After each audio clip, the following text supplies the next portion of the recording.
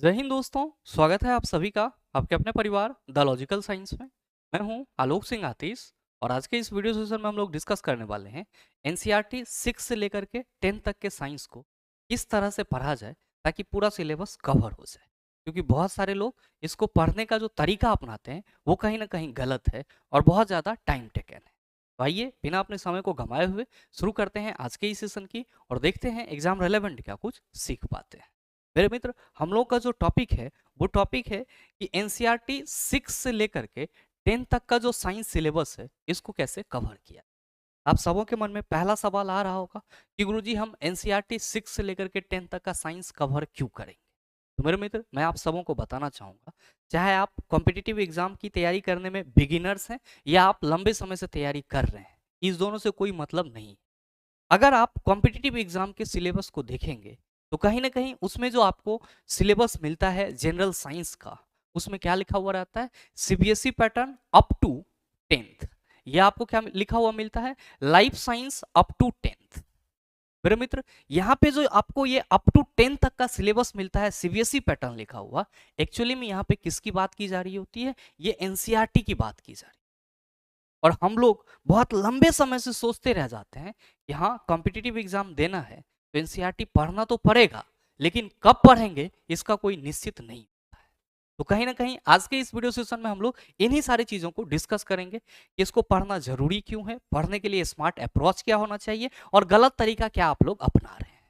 मेरे मित्र, अगर हम लोग सीधे पॉइंट की बात करें तो हम लोग ये कह सकते हैं कि गुरुजी अगर हम लोगों को गवर्नमेंट जॉब में सिलेक्शन लेना है, चाहे वो हमारा एसएससी सेक्शन का जॉब हो, रेलवे सेक्शन का जॉब हो, या फिर इंडिया के प्रतिष्ठित एग्जाम यूपीएससी एग्जाम की बात की जाए, या फिर किसी स्टेट पीसीएस की बात की जाए, तो इन सभी को क्रैक करने के लिए कहीं ना कहीं जनरल साइंस के सेक्शन में हम लोगों को एनसीईआरटी का सहारा लेना ही पड़ेगा।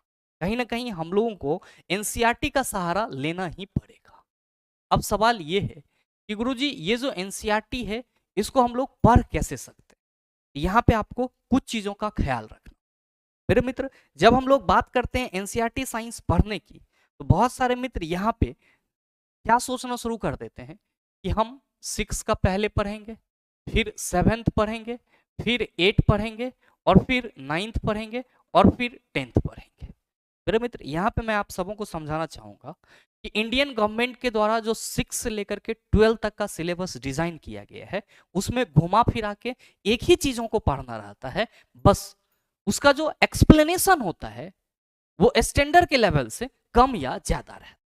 मतलब अगर हम बात करें एनसीईआरटी के कंप्लीट सिलेबस 11th 12th तक की, आप ये कह सकते हैं अगर आप सही से पढ़ते हैं तो 6 का बहुत सारा पोर्शन आपको क्लास 8 में देखने को मिलेगा, 7th का बहुत सारा पोर्शन आपको 9th में देखने को मिलेगा, 8 का पोर्शन आपको 10th में देखने को मिलेगा, और साथ ही साथ जो 9th का पोर्शन है वो आपको कहां पे देखने को मिलेगा, 11th में देखने को मिलेगा, और फिर 10th का कुछ ऐसा पोर्शन होगा जो आपको 12 में देखने को। यानी कि कुल मिलाकर के अगर हम लोग 6 से लेकर के 12 तक के साइंस की बात करें तो यहां पे आपको पढ़ना एक ही चीज है, लेकिन अलग अलग स्टैंडर्ड के हिसाब से चीजों को जो एक्सप्लेन किया गया है वो सर अलग अलग तरीके से किया गया है। अगर हम 6 क्लास में कोई टॉपिक पढ़ रहे हैं तो उसका लेवल 6 क्लास तक सीमित रखा गया है, 7th का पढ़ रहे हैं तो 7 तक उसको सीमित रखा गया है, 8 तक पढ़ रहे हैं तो 8 ही तक का उसका सीमित रखा गया है। मतलब आप कह सकते हो कि जैसे जैसे आप स्टैंडर्ड बढ़ाते हो टॉपिक का एक्सप्लेनेशन भी क्या होता है, बढ़ते चला जाता है। तो मैं आपको यहाँ पे ये समझाना चाह रहा हूँ कि अगर आप एनसीईआरटी साइंस को अच्छे तरीके से कवर करना चाहते हैं तो पहले आपको क्या करना होगा, मार्केट से ये 6 से लेकर के 10 तक का बुक लाना होगा। बुक लाइए और सारे बुक का जो इंडेक्स है उसको आप खोल दीजिए, और खोलने के बाद उसमें आप ये देखने का कोशिश कीजिए कि जो 6, 7th, 8 इस तीनों में चैप्टर हैं वो तीनों ही चैप्टर आपको क्लास 9th और 10th में कहां पे कॉमन दिखाई पड़ रहा है, क्योंकि आपको जो सिलेबस कवर करना है वो 9, 10th के अकॉर्डिंग ही करना है। लेकिन हमको ये भी देखना होगा कि जो चैप्टर हम 9th और 10th में पढ़ रहे हैं वो चैप्टर हम लोग को 6, 7, 8 में पढ़ना है या नहीं है। जो आपको कॉमन चैप्टर मिल रहे हैं पहले आप उसको 9, 10 से पूरा कीजिए, और जो रेस्ट बचे हुए हैं उसको आप जिस स्टैंडर्ड का वो है उससे पूरा कीजिए, आपका काम तमाम हो जाएगा। लेकिन कुछ मित्र क्या करते हैं, तो कुछ मित्र के मन में या दिमाग में ये चीज भरा गया है कि एनसीईआरटी तो पढ़ना है, लेकिन एनसीईआरटी हमको लाइन बाय लाइन पढ़ना है। मेरे मित्र, लाइन बाय लाइन पढ़ने का जो तरीका है ये गलत है, ये कहीं ना कहीं गलत है। आप कहेंगे गलत क्यों है भाई मेरे, आप मार्केट से 6 से लेकर के 10 तक का बुक खरीद करके लाओगे और ये संभव ही नहीं है कि आप उस पर टिक के रह पाओगे। 4 लाइन पढ़ोगे, बुक चपेट के रख दोगे, क्योंकि आपको इंटरेस्ट नहीं आएगा। क्यों नहीं आएगा, इसके पीछे भी रीजन है। आप लोग ग्रेजुएट हो चुके हैं, +2 पार हैं, और यहां पे आपका दायरा बढ़ गया है। आपको बहुत सारे ऐसे अदर एक्टिविटीज हैं उसमें भी इन्वॉल्व होना पड़ता है। तो कहीं ना कहीं आपके समय को देखते हुए, आपके एज को देखते हुए ये कतई संभव नहीं है कि आप इसको लाइन बाय लाइन पूरा कर पाओ। अगर आप लाइन बाय लाइन पढ़ते हैं सारी चीजों को, तो कम से कम आपको सारी चीजों को समझने के लिए 2 साल का वक्त लगे। आप कहेंगे सर इतना भी कमजोर तो हम लोग नहीं है। तो सर एक बार आप बुक उल्टा करके देख लीजिए, आपको खुद पता चल जाएगा कि आप उसमें कितनी बातों को समझ रहे हैं और कितनी बातों को नहीं समझ रहे हैं। अगर ऐसा रहता तो गवर्नमेंट सीधे कह देता कि 12 में आ जाओ, सारी चीज पढ़ लेना, 6-7 हमको पढ़ने की जरूरत नहीं है। ये जो 1 साल का कोर्स डिजाइन किया गया है कि आपको 1 साल में क्लास 6 में ये साइंस पढ़ना है, 7th में इतना पढ़ना है, 8 में इतना पढ़ना है, 9th में इतना पढ़ना है, वो कहीं ना कहीं कुछ सोच के डिजाइन किया गया है। और चूंकि आपको कॉम्पिटिटिव पॉइंट ऑफ व्यू से एग्जाम देना है, ना कि आपको एग्जाम में जाकर के लॉन्ग आंसर और शॉर्ट आंसर लिखना है, तो कहीं ना कहीं यहाँ पे आपको स्मार्ट अप्रोच लगाना हो। तो अगर आप सबों के मन में ऐसा आ रहा है कि हम लाइन बाय लाइन पढ़ेंगे तभी हमारा एनसीईआरटी पूरा होगा, तो सर ये गलत अप्रोच है। इसको आप इस तरीके से नहीं करेंगे, आपका बहुत ज्यादा टाइम टेकन होगा और आप इसको कवर भी नहीं कर पाएंगे। अब स्मार्ट अप्रोच क्या होगा, तो मैंने आपको पहले ही बताया कि 6 से लेकर के 12 तक आएंगे आप, तो आपको जो चैप्टर देखने को मिलेंगे वो कॉमन है। बस क्या किया गया है, स्टैंडर्ड के हिसाब से उसका एक्सप्लेनेशन अलग अलग तरीके से, या फिर आप कह सकते हो कि जैसे जैसे स्टैंडर्ड बढ़ता गया है उस हिसाब से उसके जो टॉपिक है उसको भी एक्सप्लेन किया गया।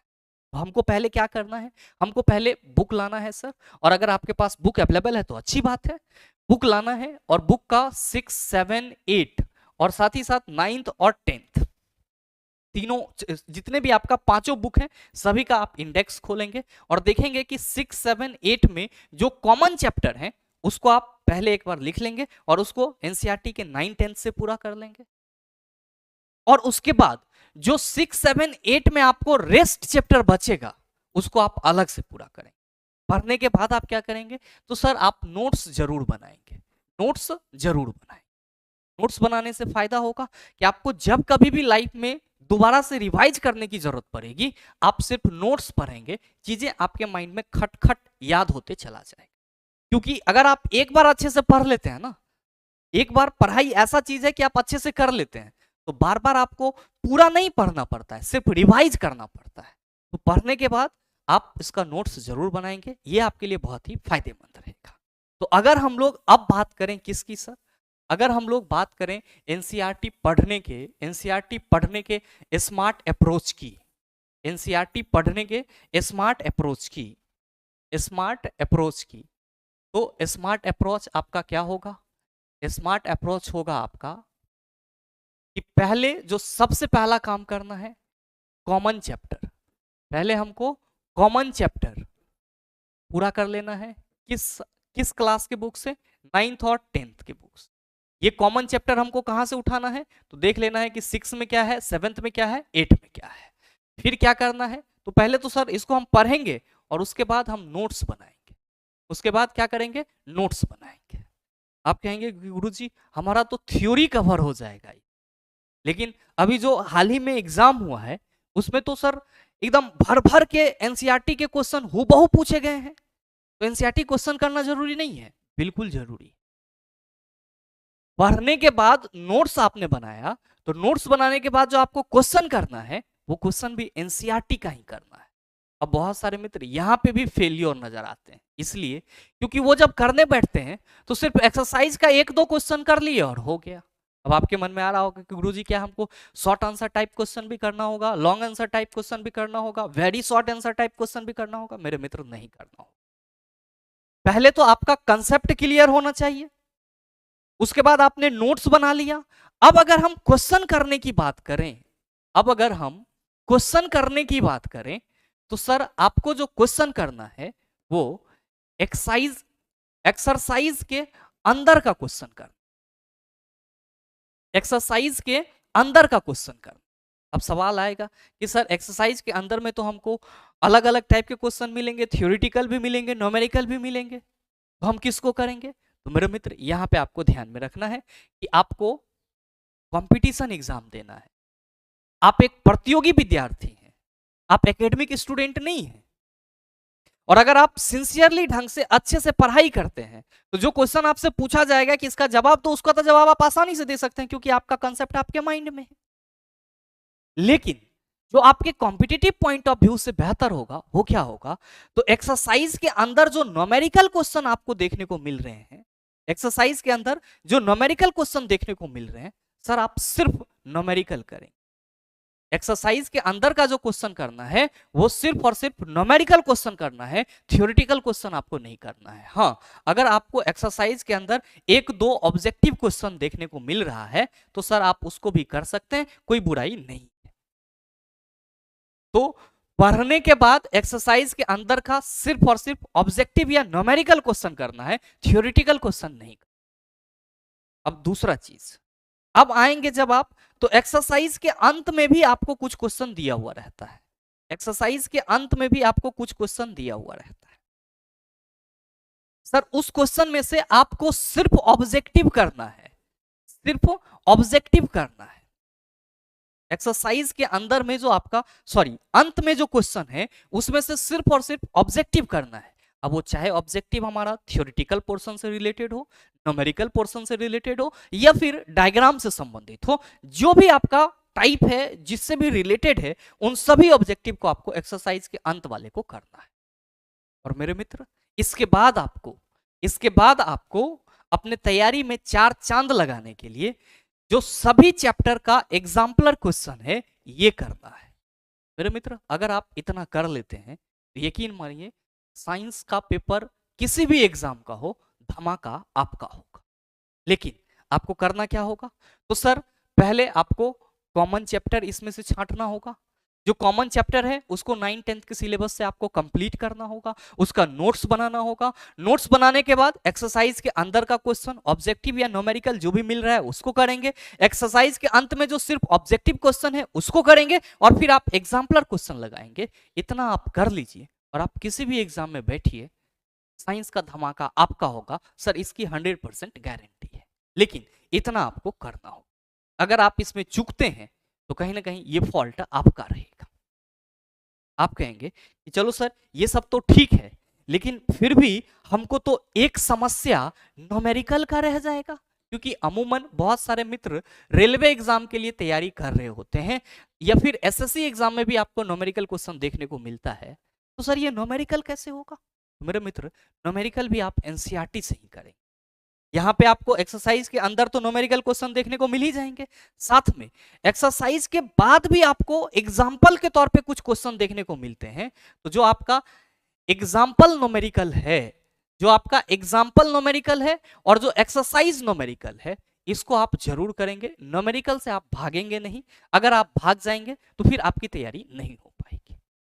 तो मेरे मित्र मैं आप सबों से बस और बस इतना ही कहना चाहूंगा कि अगर आप अपने जीवन में सफल होना चाहते हैं, चाहे आप बिगिनर्स हैं या बहुत दिन से तैयारी कर रहे हैं और साइंस में आप कहीं ना कहीं मार खा रहे हैं, आपके मन में ये आ रहा है कि हमको एक बार एनसीईआरटी पढ़ना चाहिए, तो जो तरीका आप अपना रहे हैं लाइन बाय लाइन चलने का, जो तरीका आप अपना रहे हैं कि लाइन बाय लाइन हम पढ़ेंगे तो ही हम एनसीईआरटी साइंस कवर करेंगे, ये तरीका ही गलत है। और आपको ये तरीका किसी ने गलत तरीके से आपके माइंड में सेट कर दी। क्योंकि हमेशा ध्यान में रखिएगा कि कॉम्पिटिटिव पॉइंट ऑफ व्यू से जब भी आप पढ़ेंगे तो लाइन बाय लाइन में आप खुद सोच सकते हैं कि कितना दिन में आप सिलेबस पूरा करेंगे और कितना दिन में आप परीक्षा में बैठेंगे। तो लाइन बाय लाइन ना पढ़िए। कैसे पढ़ेंगे? कॉमन चैप्टर सेलेक्ट कीजिए, नोट्स बनाइए, क्वेश्चन उसका देखिए, एक्सरसाइज के अंदर का ऑब्जेक्टिव न्यूमेरिकल और एक्सरसाइज के अंत का ऑब्जेक्टिव और एग्जाम्पलर क्वेश्चन, 100% आपका साइंस का तैयारी हो जाएगा। और एनसीईआरटी पढ़ने का यही तरीका होना चाहिए। आप कहेंगे कि चलो सर ये सब चीज हम लोग समझ रहे हैं, ये सारी चीजें हम लोग समझ रहे हैं, लेकिन ये हमसे नहीं हो पाता है। तो मेरे मित्र, आपको करना तो पड़ेगा, क्योंकि अगर सक्सेस आपको होना है तो मेहनत आप ही को करना पड़ेगा। और अगर फिर भी आपको लग रहा है कि गुरुजी हम इसको कर सकते हैं लेकिन हमारे पास इतना टाइम नहीं है और बुक खरीदने में हमको बहुत सारा पैसा लग जाएगा, बहुत सारी चीजें हैं, अगर आप इस तरह की बातें सोच रहे हैं तो इसका भी सर उपाय है। लेकिन मैं यहाँ पे इंडिकेट करना चाहूंगा कि अगर आप खुद से करते हैं तो और ज्यादा बेटर है। आप खुद से कर सकते हैं, हाँ बिल्कुल कर सकते हैं सर, इसमें कहीं से कोई दुराई नहीं है। अगर आपको लगता है कि नहीं हो पाएगा तो आप हमारे साथ जुड़ सकते हैं एनसीईआरटी साइंस फाउंडेशन 6 से लेकर के 10 तक के बैच। आप कहेंगे सर इस बैच का तो फी आपने हाइक रख दिया है, एकदम 349 रख दिया है, सर इतना पैसा हमारे पास नहीं है। तो मेरे मित्र, आप ही लोगों का कमेंट था कि गुरुजी जो एनसीईआरटी साइंस फाउंडेशन बैच है इस पे दिवाली का ऑफर लाया जाए। तो मेरे मित्र, मैं आप सबों से बाहर नहीं हूं और मैंने आप सबों के सुविधा को ध्यान में रखते हुए, ध्यान दीजिएगा मैं फिर से कह रहा हूं कि चिल्ला जी अगर आप इन सभी चीजों को खुद से कर सकते हैं तो आप आराम से कीजिए, आपको कोई दिक्कत नहीं होगा। हम पूरी तरह से आपको सपोर्ट करने के लिए यहाँ पे तैयार हैं और ये कोई बहुत बड़ी बात नहीं है कि आप नहीं कर सकते हैं।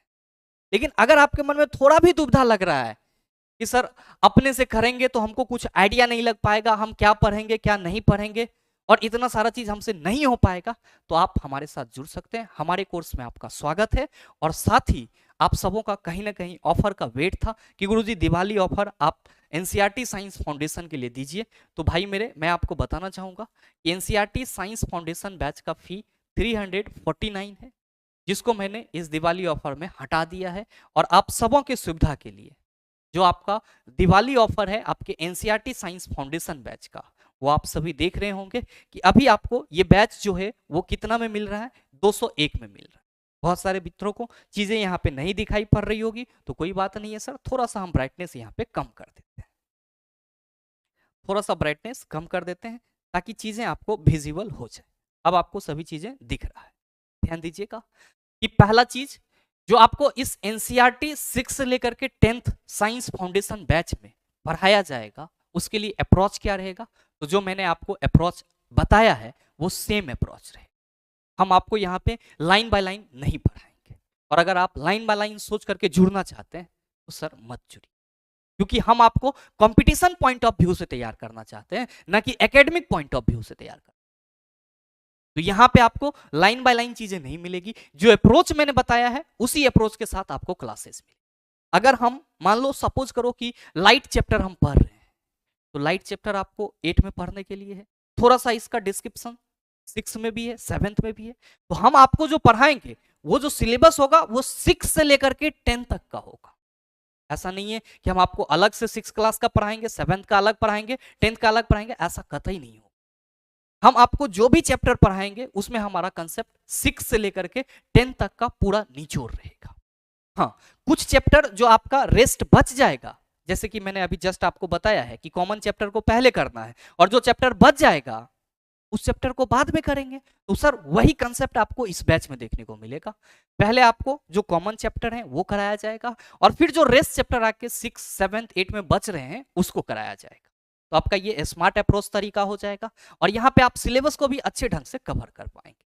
पहला चीज तो ये हो गया कि आपको कंसेप्ट किस तरह से दिया जाएगा। दूसरा, आप सबों के मन में आ रहा होगा कि गुरुजी जो आपने न्यूमेरिकल के लिए बोला कि हमको एक्सरसाइज के अंदर का न्यूमेरिकल करना है, तो वो क्या आप कराएंगे, खुद से कराएंगे? ऑब्वियसली कराएंगे। हमने मोशन इन टाइम स्टार्ट करा था, मैंने स्पीड, डिस्टेंस, वेलोसिटी खत्म करा, उससे संबंधित जो भी 6, 7, 8 जहां कहीं भी न्यूमेरिकल क्वेश्चन था मैंने आपको क्लास में करा।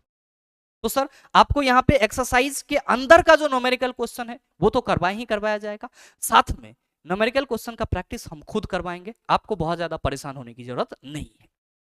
बात बाकी अगर आप बात करेंगे किसकी, बात करेंगे कि सर जो आप इस कोर्स में पढ़ाएंगे वो तो आप वीडियो लेक्चर के माध्यम से पढ़ाएंगे, तो ये वीडियो लेक्चर हमारा रिकॉर्डेड होगा या लाइव होगा? मेरे मित्र, यहाँ पे मैंने कोर्स फीचर में लिखा है कि जो आपका वीडियो लेक्चर होगा वो रिकॉर्डेड क्लास होगा। आप कहेंगे रिकॉर्डेड क्लास क्यों, हम लोग अपना डाउट कैसे क्लियर करेंगे? तो भाई मेरे, आपका डाउट हम आपके व्हाट्सएप पे क्लियर करें।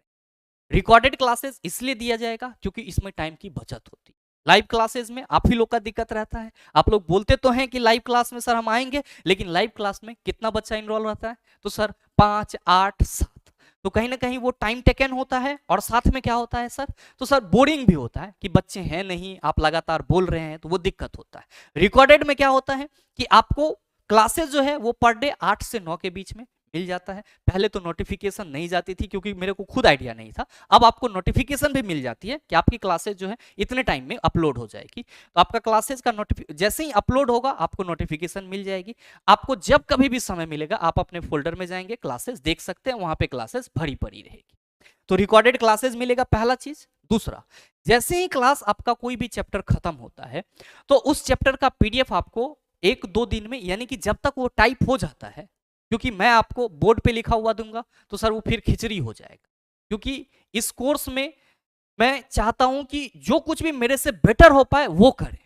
यहाँ पे आपको जो पीडीएफ मिलेगा वो सर हैंड रिटेन नहीं मिलेगा, यहाँ पे आपको टाइप किया हुआ पीडीएफ मिलेगा, ताकि भविष्य में आपको जब कभी भी जरूरत हो आप पीडीएफ पलटो, आपको वहां पे सारी चीजें हो जाए। ध्यान दीजिएगा कि पीडीएफ अभी ऐप पे डाउनलोड होगा। जैसे जैसे आपका पीडीएफ 2, 4, 5 क्लास का पूरा होता चला जाएगा, मैं सारे बच्चों का ईमेल आईडी लूंगा और सभी के ईमेल आईडी पे पीडीएफ भेज दिया जाएगा। उससे क्या होगा कि आप उसको बाहर निकाल भी सकते। ये सर बाद की बात हो जाती है, लेकिन जो पहला चीज होगा वो पहला चीज रिकॉर्डेड क्लासेस, दूसरा चैप्टर वाइज पीडीएफ मिलेगा, और तीसरा चैप्टर वाइज एमसीक्यू आपको मिलेगा। मैंने अगर कोई मान लो कि मोशन इन टाइम कराया तो उसका जो चैप्टर वाइज एमसीक्यू है, जो 6 में है, 7th में है, 8 में है, वो सारी चीज आपको यहाँ पे करवाए जाएंगे। और फिर एग्जाम्पलर एमसीक्यू दिया जाएगा, ताकि आपने जो हमारे साथ कोर्स पढ़ा है, थ्योरी पढ़ा है, जो हमारे साथ एग्जाम्पल क्वेश्चन किए हैं, न्यूमेरिकल क्वेश्चन किए हैं, उसको आप खुद से कर पाओ। अगर आप यहाँ पे फंसते हैं तो यहाँ पे भी हम गाइडलाइन देने के लिए आपके लिए प्रेजेंट रहेंगे, अवेलेबल रहेंगे। बहुत सारे मित्रों के मन में आएगा कि गुरुजी इस कोर्स की वैलिडिटी कितनी है? तो सर इस कोर्स की वैलिडिटी लाइफ टाइम रहेगी, यानी कि आप जब तक सफलता को प्राप्त नहीं कर लेते हैं तब तक आपका ये कोर्स जो है एनसीईआरटी 6 से लेकर के 10th साइंस फाउंडेशन बैच आपके साथ रहेगा। आप सबों के मन में आ रहा होगा कि गुरुजी चलो ये सब ठीक है, आप ये बता दो कि ये बैच हमको मिलेगा कहां पे? तो ये बैच आपको हमारे द लॉजिकल साइंस एप्लीकेशन पे मिलेगा। कहां पे मिलेगा? द लॉजिकल साइंस एप्लीकेशन पे मिलेगा। इस एप्लीकेशन को आप कहां से डाउनलोड कर सकते हो? प्ले स्टोर से डाउनलोड कर सकते हो। इस एप्लीकेशन को आप प्ले स्टोर से डाउनलोड कर सकते हो सर। पहले आपको प्ले स्टोर में जाकर के द लॉजिकल साइंस सर्च करना है। सर्च करेंगे आपको इस तरह का लोगो दिख जाएगा, और इस लोगो पे जब आप क्लिक करेंगे ऐप डाउनलोड हो जाएगा। रजिस्टर हो लीजिएगा, लॉगिन हो लीजिएगा, और फिर ऑल कोर्सेज को सेलेक्ट कीजिएगा। वहां पे आपको योगदान बैच मिलेगा जो कि एनसीईआरटी साइंस फाउंडेशन बैच है, उसको आपको परचेज कर लेना। अभी आपको ये जो बैच है वो मात्र 201 रुपया में इनरोल करना है सर। इससे ज्यादा आपका 1 रुपया भी पेमेंट नहीं लगेगा, और फिर पूरे कोर्स में जब तक आपका कंप्लीट नहीं हो जाता है आपको कोई भी 1 रुपया का चार्ज नहीं देना है। ध्यान में रखेंगे। बहुत सारे मित्रों के मन में आ रहा होगा कि गुरुजी जो हमारा ये बैच होगा ये कितना दिन में पूरा होगा? भाई मेरे, अगर हम आपको ऑनेस्टली बताना चाहें ये बैच हमारा कितना दिन में पूरा होगा, तो मैं आपको अगर पूरा सारा चीज पढ़ाता हूं तो 6 से 7 महीना तो आपका ये बैच लगेगा ही। इससे कम में सर अगर आपको कहीं पे कोई दे रहा है या कोई पढ़ा रहा है तो सर झुठलाया जा रहा है, कंसेप्ट को बेहतर तरीके से डिलीवर नहीं किया जा रहा है। रीजन आप सबों को मालूम है कि सरकार ने 6 से लेकर के 10 तक का एक साल दिया है, और उन सभी चीजों को आपको 6 से 7 महीना में कंप्लीट करना है, और आप इसको 4 महीना में कंप्लीट करके दिखा देंगे तो हम समझ जाएंगे संभव ही नहीं है। तो ऑनेस्टली अगर आप पढ़ना चाहते हैं, भविष्य के लिए आप कुछ सोच रहे हैं, तो सर इसमें 6 से 7 महीना टाइम लगेगा, यानी कि 6 से 7 महीना में आपका ये बैच कंप्लीट हो जाएगा। और इसकी जो वैलिडिटी होगी वो तो लाइफ टाइम रहेगी ही रहेगी। बाकी अगर आपको किसी और अन्य तरह का जानकारी चाहिए तो आप हमारे दिए गए नंबर पे सर कॉल कर सकते हैं। नंबर आपको यहाँ पे दिख रहा है 9065 97 0 477। आपकी पूरी सहायता कीजिए। ध्यान में रखिएगा कि ये कोर्स आप तभी लें जब आपको लगे कि हम एनसीईआरटी साइंस को इस तरह से पढ़ना चाहते हैं और ये हमसे ना हो पाएगा। अगर आप खुद से कर लेते हैं तो सर अच्छी बात है, और कहीं ना कहीं ट्राई तो खुद से ही करना चाहिए। और अगर आप ट्राई करने में सक्षम नहीं है, आपको लगता है कि सर बहुत ज्यादा झमेला है, बुक खरीदना होगा, ये करना होगा, वो करना होगा, नोट्स बनाना होगा, पीडीएफ बनाना होगा, सारी चीजें करना होगा, अगर इस तरह का आप सोच रहे हैं तो आपका स्वागत रहेगा आपके इस एनसीईआरटी साइंस फाउंडेशन बैच में। बाकी उम्मीद करते हैं कि आप सभी को कहीं ना कहीं ये आइडिया लग गया होगा कि जो एनसीईआरटी 6 से लेकर के 10 तक का साइंस सिलेबस है वो किस तरह से कंप्लीट किया जाए। और साथ ही उम्मीद करते हैं कि ये स्ट्रेटजी आपको अच्छा लगा होगा। अगर आपको स्ट्रेटजी अच्छा लगा तो आप वीडियो को लाइक कीजिएगा, ज़्यादा से ज़्यादा शेयर कीजिएगा, और हाँ, अगर आप चैनल पे नए हैं तो सब्सक्राइब करके बेल आइकन दबा लीजिएगा, ताकि इस तरह के एग्जाम रेलेवेंट वीडियो का नोटिफिकेशन सबसे पहले आपके पास पहुंचे और आप उसको सबसे पहले देख पाओ। मिलते हैं फिर अगले वीडियो सेशन में, तब तक के लिए best of luck, thank you, have a nice.